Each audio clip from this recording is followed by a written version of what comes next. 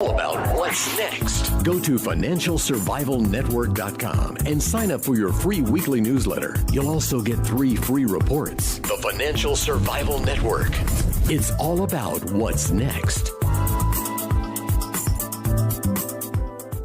Welcome. You are listening to the Financial Survival Network. I'm Kerry Lutz, and today is October 4th, 2017. Well, this show could easily be entitled Catalonia, Catatonia, but hey, Andrew Hoffman will be with us in a moment. As always, email us questions, comments, kl@kerrylutz.com, or just post them to the site, to the article. I read them all, promise. Hey, Andy, good morning and happy Catalonia, Catatonia. Yeah. Well, everything's catatonia now with rigged markets. Actually, I saw this morning that Puerto Rico, this is Trump. So what are we, a week after Trump said, I want to get rid of the debt ceiling entirely, which was just a couple of days after we yet again extended it for 3 months into December. He says that Puerto Rico is going to have to default on all its bonds. Sorry, Goldman Sachs. And Puerto Rico's got a huge amount of debt. It's like $70 billion.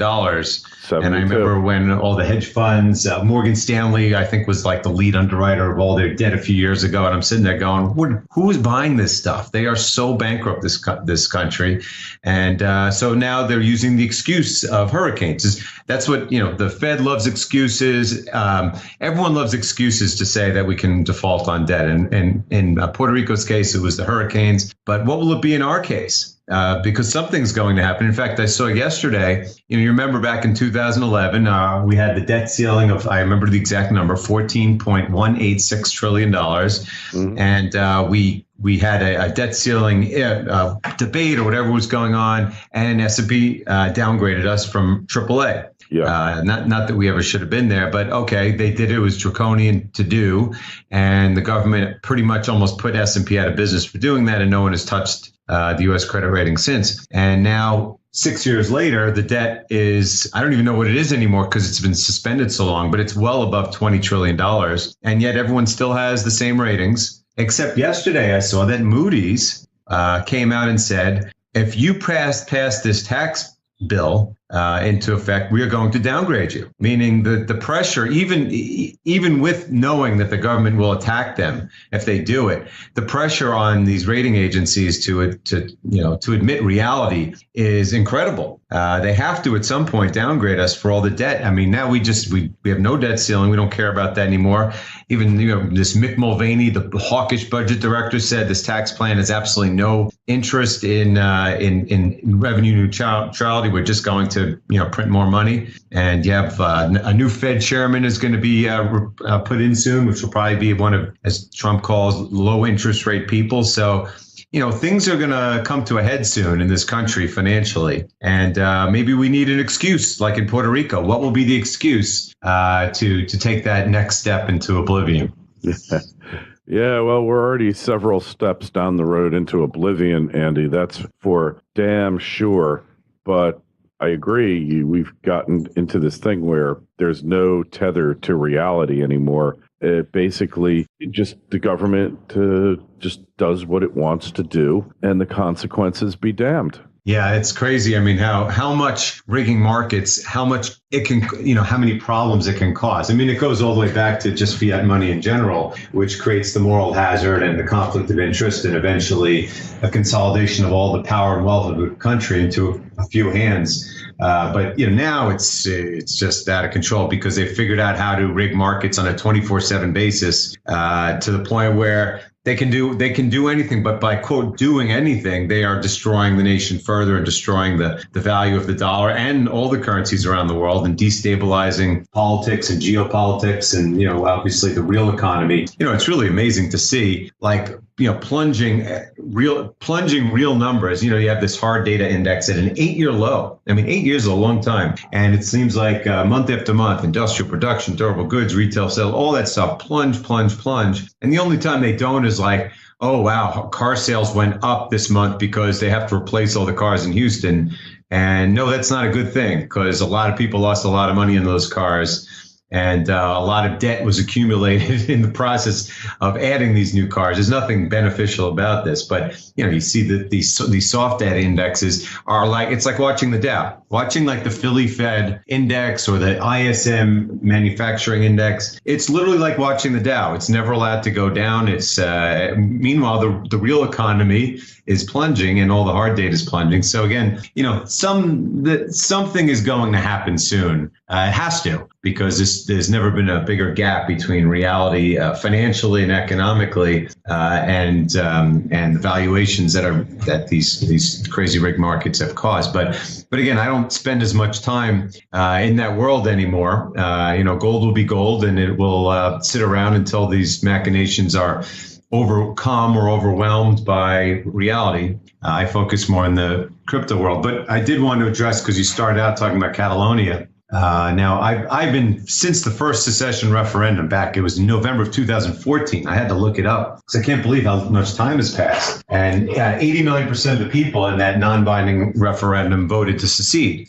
And of course, the government said it doesn't count, it doesn't matter. But it was only a year later where Catalonia elected a new parliament that was pro-secession, and less than a year after that, they put in the articles of secession and said we're going to have this vote in October 2017. And all along, it just looked to me from the finances.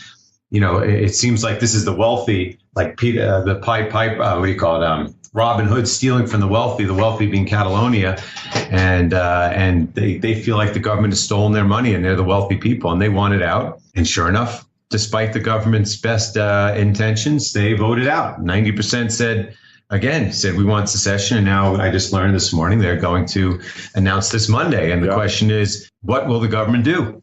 Civil war, you think? Well, I don't know if you have a civil war, because the Spanish government and army is much more powerful. I mean, it's a matter of they can either go in by force and show that they're not a first world country, that they're just a despotic banana republic, and just go like arrest and kill everyone for wanting to exercise their freedom. I mean, I saw this king. They have a king. Yeah. I didn't know they had a king. And this guy, he gave a rant like I never heard yesterday. This guy's supposed to be a king, and he's ranting like a baby, saying the Catalonia people can't do anything. They have to listen to what we want. And I'm going, who are you? You're just the son of another, puppet. I mean, give me a break. So, but the thing is, what will they do? Because Catalonia is the wealthiest province in Spain. And let's face it, Spain is pretty much a zero of a country. It's a lazy country. Sorry if there's Spanish people on the phone. It hasn't accomplished anything. Financially, it's a basket case. The reason that we have all the European QE goes all the way back to the Spanish bailout of 2012. That's what caused Mario Draghi to say, I'll do whatever it takes to save the euro, which has meant trillions of dollars of QE and negative interest rates for 3 years. And political unrest and social unrest, which is why we had the Brexit and Marine Le Pen and the German election result the other day. And soon we're going to have it in Italy. The same thing will happen. It happened in Portugal. And of course, what's going on with Catalonia. So Spain has one of the worst financial conditions in all of Europe. That's why it's one of the pigs. And if you take out Catalonia, which is, I think it's like 10% of the population, but 20% of the GDP, and possibly even more of the tax receipts, because this is where the wealthy, productive people live. Spain will go bankrupt. Spain will be Greece. I mean, the question, of course, is, will Catalonia agree? Let's say they secede. Will they say, okay, we're 20% of GDP. We'll take on 20% of your debt. Or maybe they'll say, we're only 10% of the population. We'll only take 10% of the debt. Or maybe they'll say, you guys are attacking us and killing us, and not allowing us to exert our freedom. So you know what? We're not going to take on any of your debt. And in that worst case scenario, Spain truly becomes Greece. And that's why it's so comical to see, no problem, buy the Dow, everything's great, because it's not great. I mean, Europe we all knew the European Union was on its deathbed when we saw the Brexit. And this is a potentially gigantic major event, and we'll see how it plays out. It could, in effect, be worse than Brexit, if that's possible, because it'll lead to the meltdown of Spain. Spain will go into a massive depression almost immediately, and the government debt will be basically toilet paper. And where's that going to leave the euro? This could be existential. It could be the black swan, because I'm not sure how you actually try to put Humpty Dumpty back together again here. Yeah. Oh, it's completely different. The Brexit and the Catalonia, they were, well, for one, markets weren't as rigged even back then at the time of the Brexit. Like now, it's like even Spanish stocks aren't even allowed to go down. Are you kidding me? Spanish stocks didn't go down much on this. I mean, that's how crazy the rigging has gotten in these Western markets. But the Brexit was really more of a repudiation of the European Union in general, as opposed to a death knell event for a significant portion of it. I mean, it's not like England or the UK can't go it alone. I mean, they've got their own problems, but it's, they're the ones who are leaving. They're saying, we're leaving you, we can go it alone. Whereas if Catalonia leaves Spain, Spain cannot live without Catalonia. And Spain already was, for good reason, one of the 5 pigs nations. So, you're talking about Catalonia doesn't care about the European Union, although I'm sure they don't love it. But they care more about Spain. And I think, if they repudiate Spain and leave Spain, they could put Spain in a Greece-like position in a hurry, which will put a tremendous strain on the entire European Union. Of course, the speculation of what will happen to the other pigs nations will increase. And, and you already got so many of look, Germany just had this vote where the 2 major parties never got so little vote. And in France, Emmanuel Macron already has the lowest presidential approval rating this early in he's gone in 4 years. He's a complete nothing. And Marine Le Pen may well win the next time around. And in Italy, we all know what's going on there. I mean, the prime minister or president, whatever it is, he was just kicked out in a referendum. And then you have all these parties that want to leave the euro and start their own currency. So, this will be a far more destabilizing event from a monetary standpoint, because again, you got the ECB is sitting there saying, well, we really want to stop with our QE, and at the same time they're running out of bonds to buy. So either they're going to have to stop the QE, which they can't do, or they're going to have to increase it by saying, yeah, we can buy even more bonds. We're going to increase our mandate, so we can pretty much buy every junk bond in the realm and admit to buying stocks. So this Spain thing could end any hope of the ECB having control over anything. Yeah. Oh, for sure. There's not even a question about it. I mean, it is a potentially existential event for the EU because there's other countries just waiting to collapse. And I think it could, if it's not handled properly, it's going to lead to a cascading collapse of the entire thing. And what then? What are they going to do then, Andy? Well, I don't really care what they're going to do because I don't live in Europe. But eventually, the U.S. is at the top of the monetary totem pole. We still have the reserve currency. People are leaving it. More and more countries are leaving it. They're finding ways to go around it, but it's still the reserve currency. And, I've talked forever about, I said, if a nuclear bomb destroys Europe, would that mean that that's good for the dollar? It's bad for everything, and it's certainly good for gold. Although they'll say, the propagandists will say, well, look, the dollar index is up, so that's bad for gold. I mean, it's just the whole thing is so silly. But we're still at the top of the totem pole, and when there's a crisis, and there has to be a crisis, there hasn't been a real crisis in 6 or 7 years, despite things being worse than they arguably have ever been economically and politically. So it'll come. And when it does come, the dollar will go up against all these other currencies like the euro, which are already on some of them on death's door. But the big issue is going to be, what's the dollar going to do against, real items of value? And in the past, it was only gold that you really had to consider.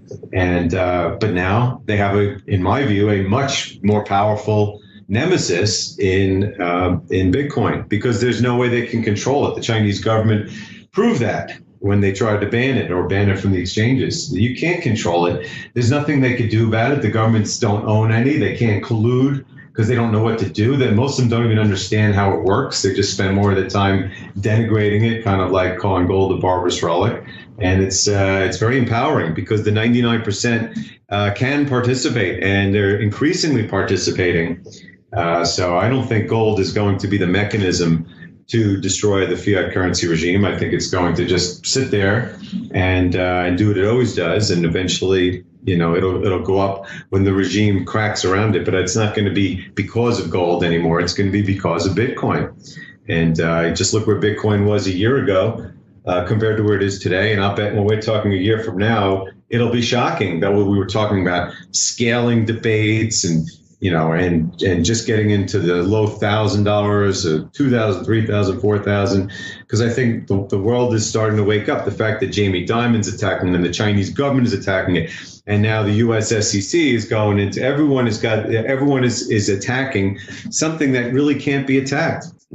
Yeah, well, when there's nobody running the show, there's no central Bitcoin bank. What do you do? That's the problem that I see with a lot of the cryptos, is that there is the XYZ, the Ethereum corporation that runs Ethereum. So you can throw those people in jail. But who are you throwing in jail from Bitcoin? That's what's so beautiful about it. It's the most perfect investment vehicle I've ever come across. And I've been, in the gold industry for a long, long time. I still believe in gold, but now that I shouldn't even say now that I've left Miles Franklin. It's really only been very recently that this came to me, that I think Bitcoin is the superior store of value now that it has SegWit. It's kind of like, sometimes you need a seminal event that changes people's worldview. And when SegWit was activated on August 23rd, which is a couple of days after I left Miles Franklin, that was the day that the last remaining major security bug was fixed. So I don't, and shortly, and also at the same time, you had, the major attempt at a hard fork to commandeer it, and it failed. It was called Bcash, Bitcoin Cash, and it failed. So in my view, the two things that I was worried about was, will it get through the scaling debate with all the people opposed to it? And can the network be split and the 21 million coins limit be eliminated? And the fact is, in both cases, no, they were both decided within 3 weeks time in August. So I now believe that Bitcoin is money. There's nothing that's going to stop it at this point. It's just a matter of how fast the adoption rate is.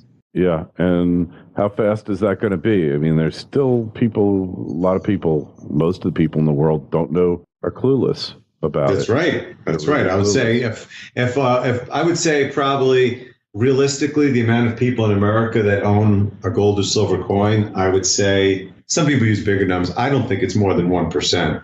I really don't. think it's more than 1%. After all these years, it's only 1%. And with Bitcoin, it can't be a hundredth of that. And if you say how many people have like 10 Bitcoins, it's going to be like 1,000th of that. People are just starting to learn. Of course, you know, the higher price tends to be what draws people in. First, you speculate on it, then it grows big enough to, gain economies of scale and network effects, and then people start to use it. And that's kind of on the cusp of where we are right now. And now that we have the SegWit activated just 6 weeks ago, you're going to be able to scale it exponentially faster. That was what we were waiting for. Or you can add all these layered solutions on top of it. Now that you've gotten rid of the malleability bug that was fixed by SegWit, so I expect the what has already been and pretty much an exponential growth rate on akin with where the internet was circa 1995 is going to take off in similar fashion in the coming years. And I mean now, not 5 years from now. I mean right now. Mm-hmm. Hey, so just to explain exactly what SegWit is. Right. Again, it's amazing. I spent 10 years in the oil business, covering oil field service stocks and drillers and seismic companies and fracking companies and all these things that deal with technologies, which, I mean, I don't understand. I'm a financial guy, but you learn if you read the smart people and you do enough research, you can get an idea of how things work and be competent to talk about them. And the same thing happened when I worked in the mining business for 5 or 6 years. I went out to the sites. I read all the geologist reports. All this stuff. You just get to know how things are. And in Bitcoin, it's even, I won't say it's more complex because geologic engineering is just as much Greek to me as software, as cryptocurrency software. But I have learned enough to know the important things. And basically, you have in Bitcoin Satoshi Nakamoto, the creator, whether it's a he, she, or they, we don't know, created a 1 megabyte block size. Blocks are the amount of transactions. Blocks are units in which transactions are processed, and that's what's mined by the miners through these complex computer programs. The thing is, with only 1 megabyte block size, if you have enough transactions, it gets clogged.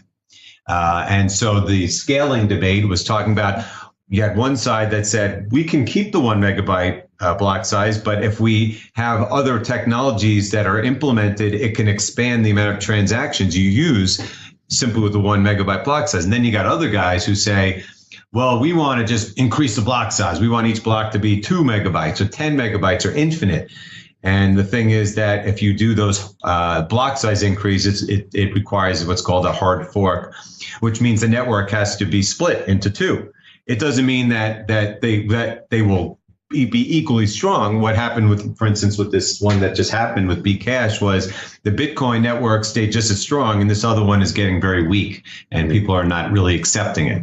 And so but the point is, at the time that they're having the scaling debate, most people feared that it would cause a split, and people would doubt the viability of Bitcoin, and certainly, the 21 million cap limit if you have multiple chains that can't decide which is which. So through all this contention, what won out, Bitcoin proved through the summer, is that it doesn't matter if you're a powerful miner or a rich investor or even a government. The will of the economic majority is what gets things done. And the will of the economic majority did not want the hard fork. What they wanted was SegWit, and they kind of forced it through. And so SegWit now, most importantly, it fixed this, as I say, malleability bug, which simply means the security is improved to a point where you can add layered technology. So for having a 1 megabyte block size, you can now do a lot more and make it be the equivalent of, say, 4 megabytes. And then with these new technologies, it may be expanded even further. So that's where we are. We just activated this 6 weeks ago. And now all of a sudden, all these technologies that were in development waiting for it are all of a sudden going crazy. They're all getting ready to implement all these things, and already 7% of the transactions are SegWit, and probably a year from now it could be 70%, and you'll have some of these layered solutions. So it'll be a much faster, more efficient network. Some of the things that they can add into it, by the way, these layered solutions, for instance, making it more fungible, making it more anonymous. People think that Bitcoin trades are anonymous. They're absolutely not, because you can trace them. But there are cryptocurrencies that are anonymous, and this is something that could be added onto Bitcoin too. And also, the thing with Ethereum, they say, well, Ethereum could do smart contracts, these complex contracts. The thing is that Bitcoin can do that now too. So they can compete with pretty much any crypto on anything, and that's what's so exciting. That is exciting. Really exciting. It opens up a whole new realm. And enough excitement for 1 week here. Check out Andy's work, CryptoGoldCentral.com. And you can find us at FinancialSurvivalNetwork.com. Sign up for the newsletter, the Twitter feeds at Kerry Lutz, and the Facebook pages Financial Survival Network. Andy, we'll see what happens next week with Catalonia. That's the one that's really got my attention right now. Yeah, Monday is the date, so we'll see. FSN Radio. It's all about what's next. Go to FinancialSurvivalNetwork.com and sign up for your free weekly newsletter. You'll also get 3 free reports. The Financial Survival